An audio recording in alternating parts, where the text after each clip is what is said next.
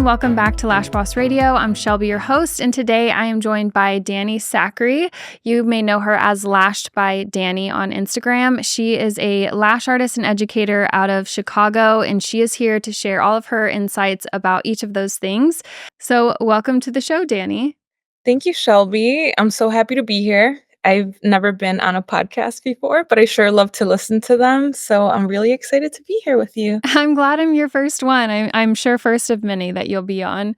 I feel like you've been killing it. And so I guess just to start off, can I just hear a little bit about, can you just share with the listeners like a little bit about your background? I know you were an educator turned lash artist. So I think that that's so interesting because usually it's the other way around. So yeah, just tell our listeners a little bit about who you are. Yeah, absolutely. I was a teacher for 9 years before fully committing to becoming a full-time lash artist and business owner. I went to university. I graduated with biology and Spanish, so I have bachelor's in those things, and then decided to go into education, got a master's in that, and I was a teacher. So I was an elementary school teacher. I taught kindergarten for a couple of years and first grade for a couple of years, and one random year, eighth grade. um, but yeah, I was an educator. I was really deep into being part of curriculum building teams as well. And even though I was a teacher, I've always loved beauty and like the beauty industry. I was always that friend that everyone came to let me do their makeup and their hair and, things like that. Beauty was always kind of like a thing I loved, just like a hobby. And back in 2019, I believe, literally like as the pandemic was starting, I was like very curious about lash extensions. I was getting mine. The first time I ever got them was in like 2018 before a trip with like one of my best friends. And I was like, oh my gosh, what does it take to put those tiny little lashes on somebody's lashes? I don't know. It's just like curiosity. And once everything shut down for the pandemic, I don't know, I just got to work. I ordered a bunch of stuff on Amazon. I had a lot of free time and literally YouTube University, just like sitting there in front of the screen, just like lashing on my doll Charlotte. She was like my go-to. While everybody was having like Zoom parties with friends, I was like lashing Charlotte at the same time. So literally right after things opened up and I was like, I really want to take a class. Finally was able to take a live class, but I had so much practice with like isolation and placement thanks to my doll and just sitting there being bored. um, yeah, and I thought, well, I feel like lashes, having like a little lash business would be kind of cool for the summers and like time off as a teacher because I had a lot of time off in those breaks and after school. So got my certification, was just kind of doing it with like friends and family. And I don't know, things just got pretty good pretty fast. I was starting to be highly recommended by friends and family. And I was like, well, this is getting kind of big. So it was like literally kind of like a big half-time, part-time job side hustle that I had. And I don't know, everyone I feel like on the internet really thought that I was just full-time lash artist because I was posting videos and pictures that were going viral. And up until last year, well, I guess, yeah, last year, this year was like a full round, complete year having 100% business in the lash industry. So then I got married, and my husband's like, it's unsustainable to be doing these two things so hardcore because I was going all in with lashes, like anything, trying new things, wispies. I was just like loving it. And I mean, obviously, like really enjoy creating through lashes. And yeah, my husband said, you need to pick one thing. Like, you can't have two jobs, like, pick one. And side note, during this time, I was also taking my cosmetology classes because I was like, okay, if I'm going to do this a little more intensely and start teaching, because a lot of people were asking me, hey, do you teach? I want to learn from you. I want to learn your wispy styles, etc. And before I even did that, I was like, I need to get my license because in Illinois, you do need your cosmetology or aesthetics license. So I was able to get my cosmetology license like super part-time. And yeah, by the time my husband was like, "You need to pick one," I was like, "Well, I've been a teacher for so long and my teaching license is always going to be there, but the boom of my business might not be. So like, let me just dive in and see what I can do with this 100%." So I did, and here we are today. Wow. 100% full time, full in. That is so And cool. yeah. That's a really cool transition, and, I also noticed, like, you still take clients. I know that your education has really taken off. You do both online and in person, right? Yeah. Mhm. But you also still take clients, or are those models in your photos? Yeah, no, some of them are models and some of them are still clients. Like, I'm still taking clients. I take clients, like, 3 times a week. I feel if I don't take clients, my creativity kinda dies down because my clients are my muses. Like, sometimes just by talking to them, I can come up with, like, a new map or a new Mhm. style. So, I really enjoy still being able to do lashes, but it does get crazy sometimes with balancing, but I give myself days now, like Mondays are admin days and Thursdays, so I still have that wiggle room, but it's been definitely been better with work-life balance ever since I stopped being a teacher full time, obviously. Yeah. Um, but yeah, I mean, I've been able to transfer a lot of that knowledge as like an educator in actual schools teaching actual children and people. I've been able to transfer a lot of that information into the Lash world. So I feel I get to do the best of both worlds because I am really into curriculum building and understanding how students learn and helping them. So I've been able to transfer that into lashes and teaching amazing women and hopefully men one day, Yeah. teaching them. You're bilingual too. Yeah, I am. So I speak both Spanish and English, and I do offer my classes in Spanish. I've had girls travel. I had a girl travel from like Guatemala all the way to the States to take a class with me. Wow, that is awesome. So, tell me a little bit more about your classes. I know that you're very well known in like wispy and everything. Are what other classes do you teach? I think I saw you do like like a overall styling one as well, right? Yeah, so my main class is an advanced mapping and styling course, which is like a pretty heavy class. Like there's a lot of information in this one, and it is for advanced lash artists that already have an understanding of volume. They already have an understanding of maybe they've tried mapping before and they really just want to hone in and learn something that works with method and artistry. So that's kind of like my thing. I feel it's about the art creation, but also with method because What I do you feel mean like by you that? can I call it like methodical lashing because sometimes you can just create something out of whim, right? Like with artistry, and you might not be able to explain to someone how you got there, right? Mhm. So the way that I teach my mapping and styling is through method. So I teach very specific methods and step by steps that can be applied to different types of sets so that you are able to like recreate them and really understand like the groundworks for them for these sets and styles and then understand like the step by step process so that there's always like a method to the madness, if that makes sense. Mhm. Yeah.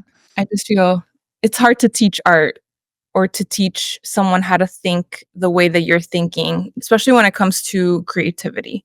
Right. So that Yeah. No, I love that. I love taking classes on artistry and styling because everyone has just a little bit of a different flair, and like they say one thing and it's like, "Oh, I didn't see it that way." And now you're I think that people are kind of like a blend of all of the classes like they've ever taken really, and adding their own spin on it too. But I also want to ask about like you mentioned work-life balance, that's a little bit easier now that you're not uh, teaching like grade school anymore, but you are still doing a lot. So, how do you manage everything? You said you have 2 admin days typically, but how much time do you spend on like each segment of your business?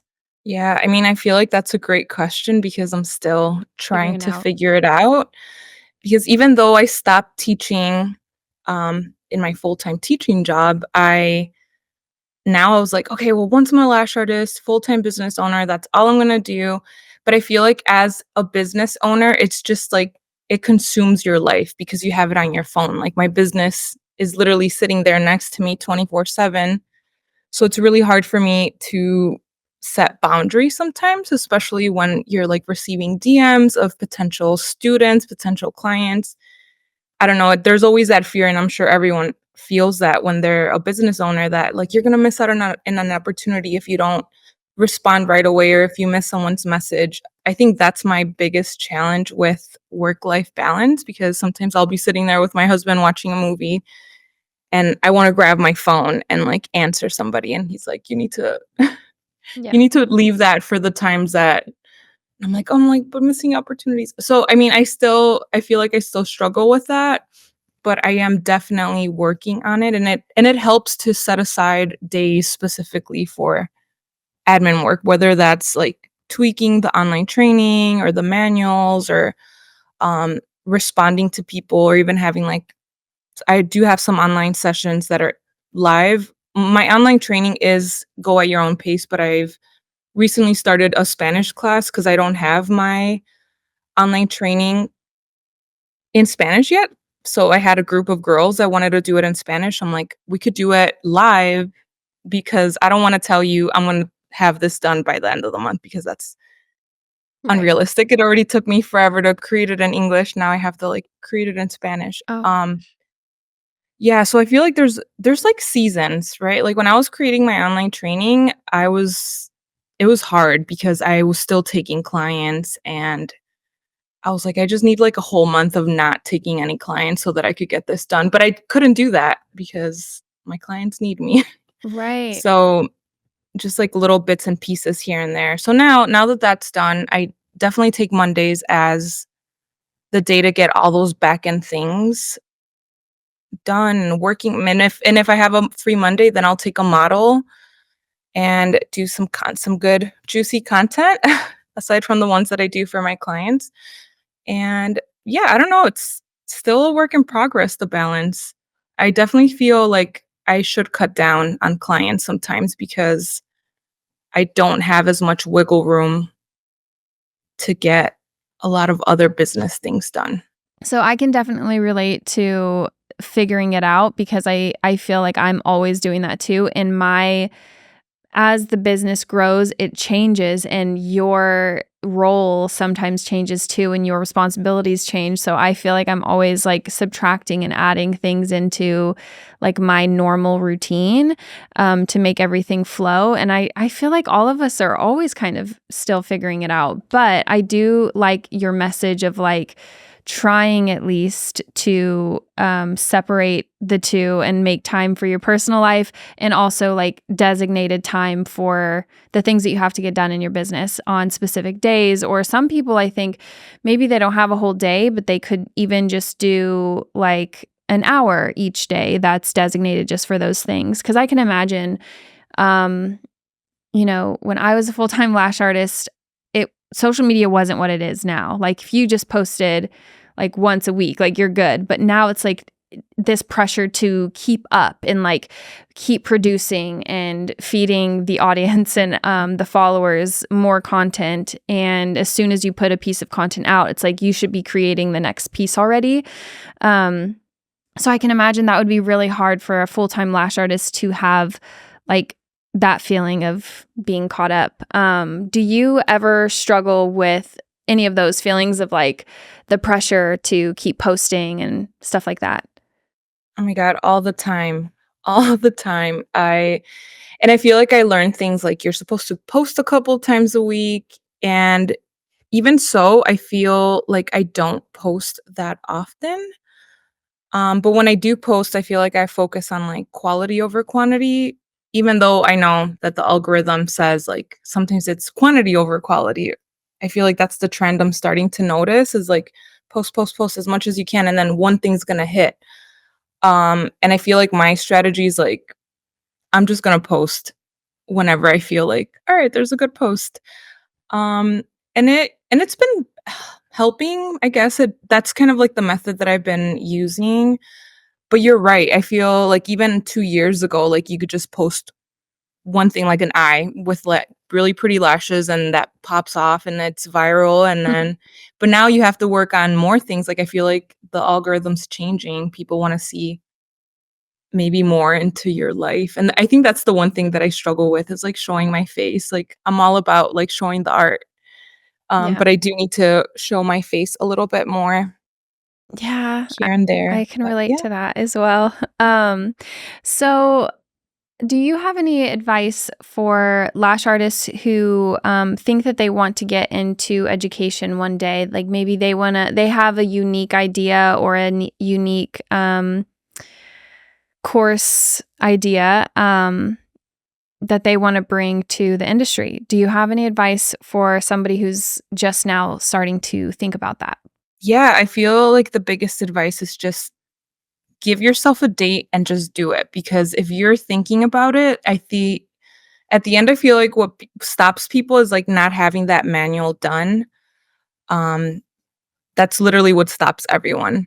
But you need to pretend like you have your student coming in next month on this day at this time, like have everything done and ready by then. Like give yourself a timeline because you're your own boss, right? Like you don't have your administrator or your boss lady telling you like, "Hey, this is your deadline to submit all of these documents and to submit your lash manual, like you need to get it done by this time." So I feel like you need to set that for yourself and it might even start with literally booking your student. Like, "All right, my student's coming in on October 20th at 9 a.m." Like everything needs to be good by then. So just like having that date and just getting it done and just jumping in is like my first big one because as someone who's I mean, I've been an educator for years and I've had to submit lesson plans and unit plans and curriculum. I've always had deadlines and that's obviously what helped me. But once I became my own boss and had my own business, I wanted to get this like training done and I took forever. It took me like a year to really feel good about my advanced mapping and styling online Hmm. and in person. You know, it took me a long time and I think it's because I didn't have a deadline. So I was like hyper focused on perfection and I was like, all right, well, I have a full day today, so I'm going to get this done. But with no deadline, I feel like it just took me forever. So my biggest piece of advice is like give yourself a deadline, pretend someone is holding you accountable to it because you're holding yourself accountable to it. That's Even yeah. book a student, literally. Book a student and just have it done because I don't know. So aside from like setting a deadline, since we don't always have someone telling us a specific deadline because we're our own business owners, in education, the best way to come up with new curriculum is to start working backwards. So you have to think of like, what's your end goal for that training? Like, what's the big picture idea that your students are going to come out learning from that training?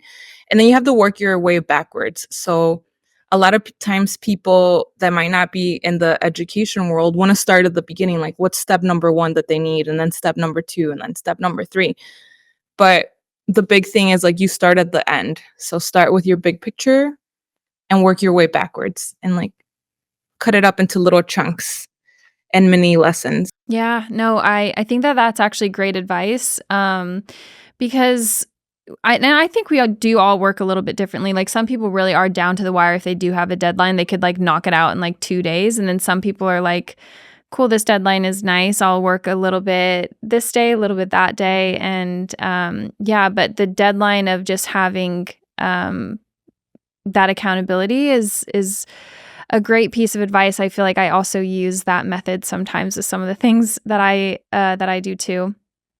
Um, so yeah, let's talk a little bit about like community and everything. I feel like now you're getting involved in events and everything. I think that you just recently spoke at the Bay Area Lash Expo. Yeah. That was definitely my goal for 2024 is like I need to be in my lash community a little bit more and, like, step out of my comfort zone and meet people and interact, and that was definitely my goal, so I'm, like, excited that I'm Was that making your it happen. first event or that wasn't? I that was my 2nd lash event that I've Oh, been okay. to. So the first one ever was last year. I went to Lash Fest Oh. in Texas, and I was gonna go to LashCon, but I didn't because of some, like, family things that I needed to move around, so I still had my ticket. So I am going to LashCon this year. Oh, I'll see you there. So you spoke at the Bay Area Lash Expo. How was that, like, your first speaking experience? Yeah, that was amazing. I was asked to be one of the keynote speakers there, and I spoke on one of my mapping techniques. Well, like my literally my go-to mapping technique, using like this dotting method that I do on the lid. And it was amazing. I was really excited and I feel like it went really well. And I was nervous at first. I was like, how am I going to talk about this in front of so many people? But it ended up going really well, and once I was up there, I was just really happy to share and get to know everyone and Mhm. having. Do you think that your background, as a teacher and, like, always being in front of people, explaining, like, a concept to somebody or teaching somebody something, does that help you on stage, or does it feel completely different to you? Yeah, no, I feel like it definitely helps because I go in with, like, a game plan, and because I was talking about a method that I'm so used to breaking down and explaining with, like, visuals, I feel like that was very it came very natural to me. If somebody would have asked me, like, "Go on stage and talk about your life," like, I think that's what would make me a little bit more nervous, but Mhm. because it was about a method and just, like, breaking something down like a lesson, it felt very natural, and I Yeah. wasn't as nervous for sure. I think a lot of times, like, these lash artists and lash educators that speak at events that offer so much value and knowledge about topics that we really wanna hear from. It's funny because I hear a lot, like, about, at first, like, people get, like, really nervous to go on stage and just be in front of all these people, but at the end of the day, it's like, that's we just wanna know what's in your brain, like, we just w all we wanna know is, like, what you what you're doing in those sets, and, like, we're not paying attention to what you look like or what you sound like. It's really just like, tell us how you do it, and yeah, but I every time I get on stage, I feel like I get a little nervous, unless it's something that I'm really, really, like, comfortable about or, like, excited about, I guess. That makes the nerves just completely different, but just with the summit and stuff, obviously, I talk to each person before they go on stage, and it's these people that I have so much respect for, and I'm like, "How are you nervous?" Like, we just wanna know, we just wanna download your brain. I think it's always gonna be nerve-wracking just having all eyes on you,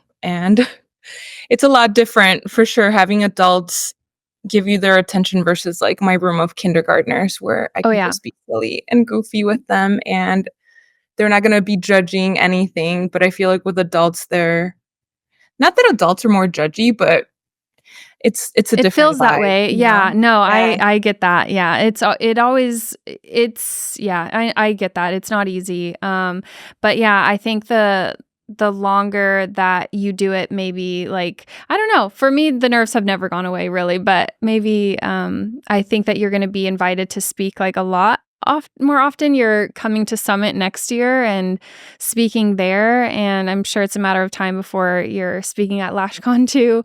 But, or I are am you so speaking? excited. You're not speaking at LashCon, are you? So, I mean, I guess by the time this comes out, it'll be out, but I am gonna be in one of the education rooms for Lash Boss LA. Oh. One of one of the great things that happen at the expo, is, you get to meet people and interact and, like, talk about collaboration and partnerships and things like that. So I did talk to Nikki, the head of their director of education, I believe, for Lashbox, and they invited me to teach in one of their education rooms. So I'm gonna be teaching a class at LashCon. Oh, that is so cool. Yeah, through Lashbox, and it's gonna be all about my spike variations, spike patterns, and a little bit of my mapping technique as well, so everyone's gonna get I mean, pretty good juicy stuff from, like, my big training. Yeah. Is it That day. hands-on? Like, are they working with product or is it just sit down? I think because I think, like, 60 something people can fit in that room. I don't think it's gonna be hands-on besides, like, presentation talking about, theory and technique, but I don't think it'll be hands-on. Nice. But I don't know. Um, I have to double check. I know I have a presentation. I'm gonna be talking about spike pattern and different spike variations, and I will talk about my technique, but I don't know how possible it'll be to actually have everyone, like, try something or have fibers or anything. I think that it's cool that LashCon has all of these different breakout sessions because it kind of makes it to where you can, whether you're like new or advanced, you're able to choose, kind of fill the holes of the things that you want to learn. And so I love that. Um, and Lashbox, that's a really cool company to be going in and representing a little bit. Yeah, oh my god, they've always been the company that I, like, loved since I started, Yeah. working as a lash artist, so I'm like, "Oh," like, "Yeah, I wanna collab with you guys, of course." I'm like, "That would be amazing." Heck yeah. Yeah, they're always at Summit too, and, they're so friendly and so iconic for everything that they've done too, but yeah, I love events though. I think that if there's a Lash event and I can make it, like, I'm there, like, every single time I can. Do you plan on, like, going to more events next year, or are you kind of, like, more selective with the ones that you do go to? No, I feel like, again, this year, I just really wanna be a bigger part of the community and, like, build friendships, and that was, like, my goal this year. I was like, "Alright, I've taken my business to different levels in terms of, like, my artistry. I'm really happy with the ways I've developed my techniques and the art of it all, but now I feel like I really wanna work on community and building friendships and building partnerships and just, like, really being a part of it all, and I feel like that's how you do it, through events, like meeting people. Like, I went to the Bay Area Lash Expo as a speaker, but I got to meet so many new faces and, like, created some, like, really nice friendships and even talked to people from different brands, and it was just magical, Mhm. and I definitely wanna be a part of more things and get to know more people, so I was super excited when you asked me to go to Lash Boss Summit because that's something I've been thinking of attending Awesome. myself, so I'm very excited to be just, Yeah. immersing myself in the community. I think that's important when you're in this for sure. Yeah, I've always said that speaking to another lash artist just, like, hits a place, it just fills your cup in a different way than talking to, like, a partner or a friend or family member about the industry or about what you do, because on many levels, no one would understand it unless they're in the industry, so events are, like, where I feel like even though it's a work event, even though I'm sometimes going because I have a responsibility to be there as a part of the event in some way, and sometimes just as an attendee because I just want to, but it never feels like it's a chore or a responsibility. It feels like a want, and I always leave with my cup, like, super filled, like, overflowing. But yeah. Yeah, I totally agree. That's how I felt after that expo. I was, like, on a high. I was like, "Oh Yeah. my god, this is so amazing." Like, just even having girls come up to me and tell me that they follow my work and they use it as inspiration, I'm like, Aw. "Wow." Like, I Yeah. don't know. It's so It's cool. amazing. Aw, that's great. And well deserved, honestly. Like, you have done such a great job building your business in a relatively short amount of time. Like, that's not an easy feat, and you've done it really well. And I think that's why, like, Yeah. you're like getting this, success and attention because it's deserved and earned for sure. Thank you so much. Yeah. So, I do have a couple questions just about artistry a little bit. So what are the biggest things that you feel, a lash artist, like a mistake they might be making when they're trying to create like a wispy set? And I know that that's kind of like really broad because wispy Mhm. looks different. But yeah, what do you feel like are some of the biggest misconceptions or biggest mistakes that you feel people make that way we can maybe help some listeners today? Yeah, I feel biggest mistake number 1 for wispies or even, like, anime sets or any of these, like, trending styles is you just go in blindly trying to follow somebody's map. I feel when you're following someone's map, it's great inspiration, but you don't have insight into their brain or how they started the process. So I feel it's always really important to come in with a game plan. Like, what are you gonna do first? Like, what layer are you gonna start with? How are your other natural lash layers working in collaboration with this set to create this effect? I feel like the more you break down the lash layers and go in with a game plan, like, "I'm gonna do this first, then this," then I feel like that's when your sets start to come together a little bit better. Because I feel the biggest mistakes I see in some of the things my students explain to me before they take a training with me is that they're like, "Well, my spikes aren't showing up," or I was just kinda going in one eye and then starting the other. I and it's always, like, a lack of planning.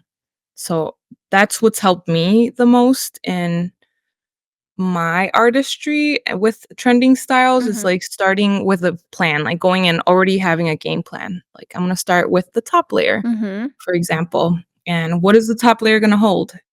Things like that. So, what would you categorize as wispy? Like, do you feel like that is a specific type of set, or is that more of like a broad term to describe many different types of sets?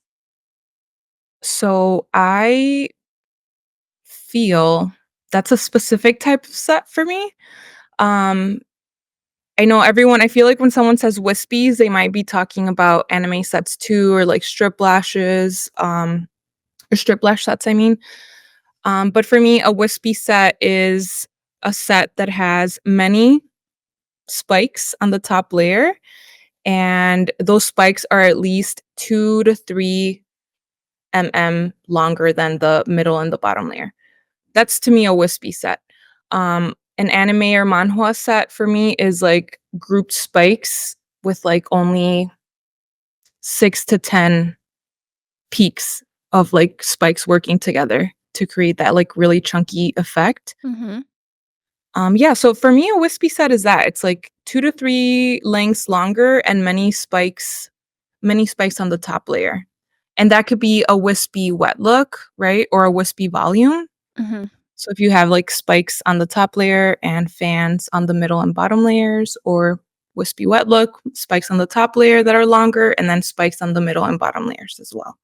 So, tell me how you would describe sets like that, like in layman's terms, to a client, for example. Like, let's say a client comes in and you're sure that they're wanting that, but how do you communicate that back to them? Like, what verbiage do you use? Honestly, I'm always using my fingers. Mhm. I use my hands a lot to explain to them because they might just say like, "Oh, I want um, a wispy volume," they might say. But I always ask them to give me pictures, Mm. visuals, because to me, a wispy volume might be darker than the wispy they're thinking of. They might be thinking of like a wispy wet look if they want a lot more space in between. So I'll talk to them like that, like, "Hey, do you want like a really dark, very, very dark lash line, like close to your waterline? Like, do you want that to be really dark and just like having little wisps up above that show a lot of space or that you could still see your lid?" I don't know, I use things like that, like, you Mhm. wanna see your lid, a space between your lid, and I'll show them, like, how far how wispy do you want it? Do you want it like this, like, textured or, like, really wispy where you could see those spikes kind of, like, sticking out of the set? Yeah, my hands kinda help me with that. I do the same thing, and it's funny. I feel like that's kind of necessary when you're trying to explain concepts to somebody. Yeah. But It definitely helps for them to come in with, like, inspo pictures, like, I yeah. always ask them, like, "Give me an inspiration picture," because to me, wispy volume means something in my mind, and wispy wet look means something in my mind. So it's like, show me what you want it to look like. Mhm. Because from my experience, I feel like clients who ask for wispy sets are looking for an airy, natural type of volume look.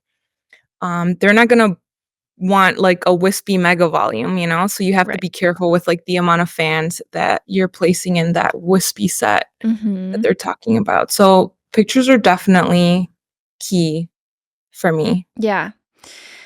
Um, and then I guess what else would you recommend to an artist who is wanting to start toying with like more advanced mapping and pretty much currently only does like light volume or like natural sets or just classic in general? What do you suggest to that person who's wanting to branch out and really showcase their artistry to their clients? I feel like definitely learn new techniques. Like volume techniques are key, especially like understanding spikes and how to create spikes because I feel like they are the most versatile thing in the industry. If I can pick one type of technique and fiber, it'd be like volume spikes. Mm. If I had to get rid of fans, if I had to get rid of classics, like I would just pick spikes. Like give me 0.05 spikes and I can create anything you want from that. Because a spike is like there are variations to it. Like you can create, thinner spikes, thicker spikes, pointy, pixie, or aka open spikes. Like you can create the world, like an infinity amount of looks and styles if you can master spike creation. So my biggest advice to someone who's just doing classics and just regular volumes or like light volumes is like learn to work with loose fibers and creating spike variations because the possibilities are endless. You Mhm. can literally create a classic looking set with spikes. You can create like a pretty voluminous set with just spikes. And I feel like once you master them, they could be pretty beginner friendly. Like in my 3-day beginners training, like I teach my students how to create spikes as part of their like fundamentals. Not just like classics and volume fans. I do teach them how to create spikes because I feel if I would have been taught spike creation, I would have been able to connect that really well with my classic application, and I would have been able to offer my clients, like, an array of looks, like, a fluffier looking classic, right? Like a Mhm. classic plus or a wispy wet look, like, it just those spikes just give you so much texture and wispiness on their own, even without really understanding layering and mapping, so Yeah, very good point. I love like a classic looking set that's created with like point oh 0.03s or point oh 0.05s even, and we do that all day every day in my salon. I just feel like it lasts so well and like it looks so good in comparison to like single fibers. I love that. And I yeah, think that that's and cool that you teach it to beginners. Sorry, go ahead. mhm. No, and I mean, they're also softer, right? Because I Yeah. feel sometimes the feedback I get from classic lashes is that they feel kind of like stiff. Mhm. Not all classic lashes are very soft since they're a little bit thicker diameter. So Yeah. you can create like a softer look. They're going to last longer because you get that lash wrap with them. Yep. And they're healthier. I feel, you use a Yes. couple of point oh 0.03s on someone with pretty thin natural lashes. It's going to last them longer and it's going to be healthier in the long run. Yes, great point. Speaking of salons, you opened a salon. Is it Lash Club? Chi Yeah, yeah. the Chicago Lash Club. Yeah. Tell me about that. So, essentially, it's kind of like the house. It houses 3 businesses.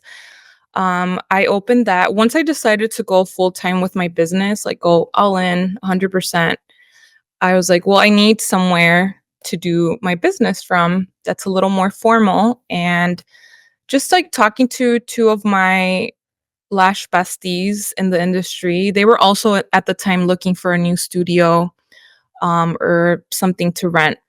And I was like, "Why don't we rent, like, a storefront together?" And just, like, it's the same thing if you're about to go rent a studio somewhere.